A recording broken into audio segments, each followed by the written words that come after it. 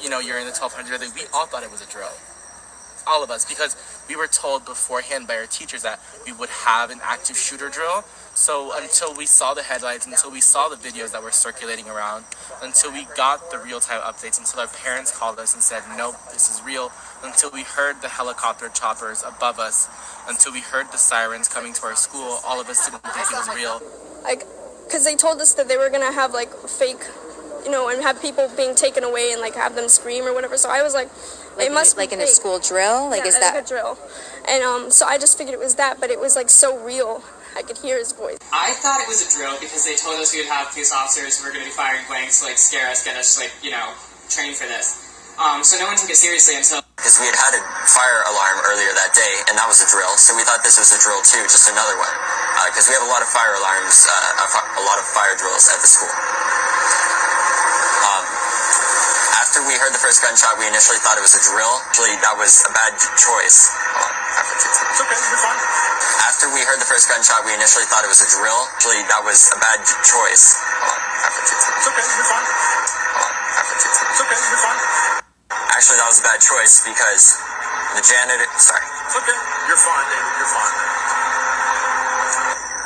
Honestly, when I was going out, I was kind of in... I wasn't... Hold on. It's okay. When I was going out, I was in shock. Yeah, I don't know how to put this in perspective. It's okay. So most of my friends that made it out, one of them went into a bathroom in the same, I believe, in the same hallway as the shooter. Hold on. It's okay.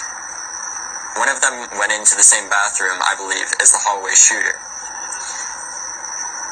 He was in there at the same time, and he was in the bathroom, and he didn't know if he was going to live.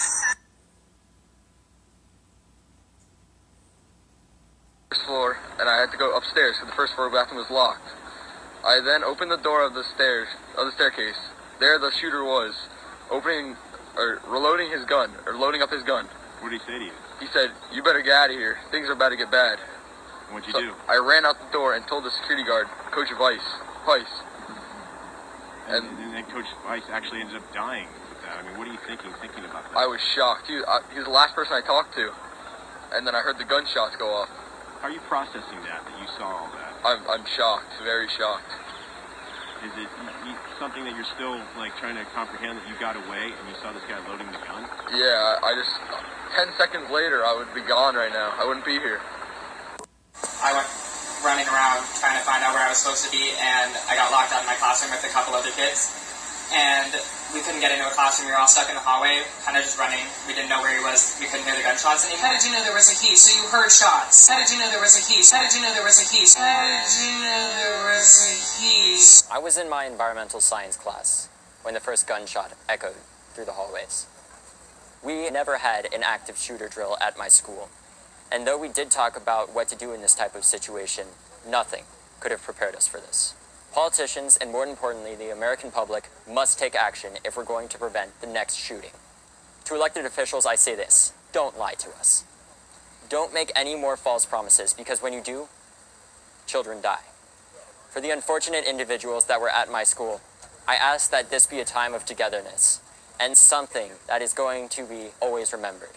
Not only as a terrible incident, but as a turning point in American history, where students speak up and speak out when the politicians won't. I understand the importance of interest groups and how oftentimes they're necessary to continue a political agenda.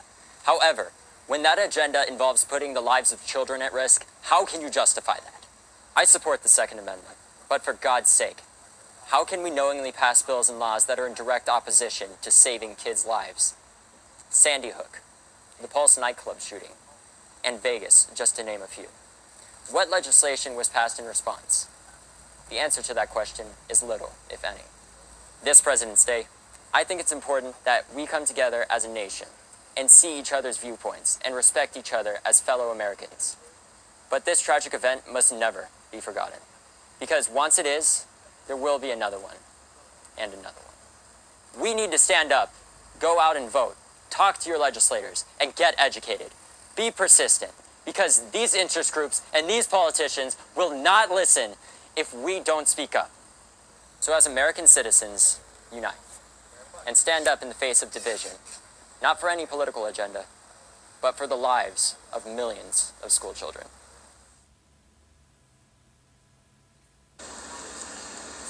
After we realized this wasn't a drill, I knew that if I was going to die with those around me, I wanted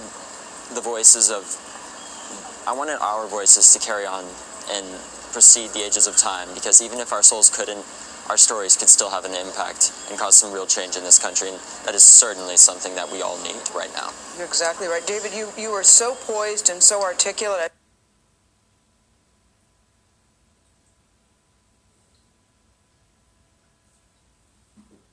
Something else has been happening as these kids buried their friends. Some sick conspiracy theories have been cropping up. The whole idea of crisis actors is an accusation we've seen pop up time and time again from